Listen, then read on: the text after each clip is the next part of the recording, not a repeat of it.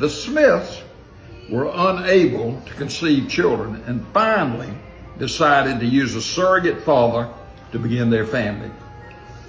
On the day the proxy father was to arrive, Mr. Smith kissed his wife goodbye and he said, "Darling, I'm off to the office now. Don't you be nervous. Everything's going to be all right. The man will be here soon."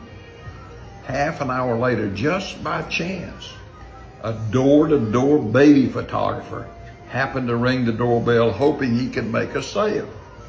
"Morning, madam, I've come to..." "Don't explain," she said. "I've been expecting you." "Have you really? That's good. Did you know babies are my specialty?" "Well, I hope so.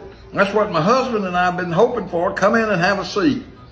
After a moment, Ms. Smith blushed and said, "Where do we start?"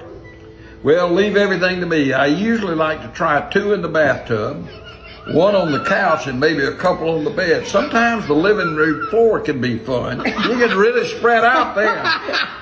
The bathroom, the living room floor. No wonder it hadn't worked for Harry and me. "Well, ma'am, none of us can guarantee a good shot every time. But if we try different positions and I shoot from 6 or 7 angles, I'm sure you'll be pleased with the result."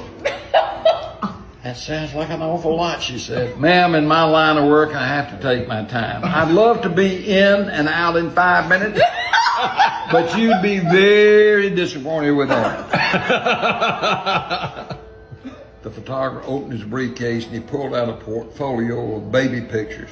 "This was done on top of a bus." "Oh my God," she said. "And these twins turned out exceptionally well when you consider their mother was so difficult to work with."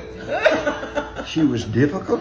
"Yeah, I'm afraid so. I finally had to take her to the park to get the job done right.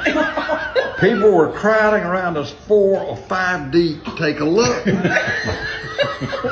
"My God, 4 or 5 deep," she said. "It took us 3 hours. The mother kept squealing and yelling. I could hardly concentrate, and when darkness came, I had to rush my shots. Squirrels began nibbling on my equipment so I had to pack it in." "You mean the squirrels actually chewed on your equipment?" "That's the truth, madam." "Well, if you're ready, I'll set up my tripod and we can get to work right away." "Your tripod?" "Yes, ma'am. I use a tripod to rest my Canon on. It is much too big to be held by hand." Miss Smith fainted.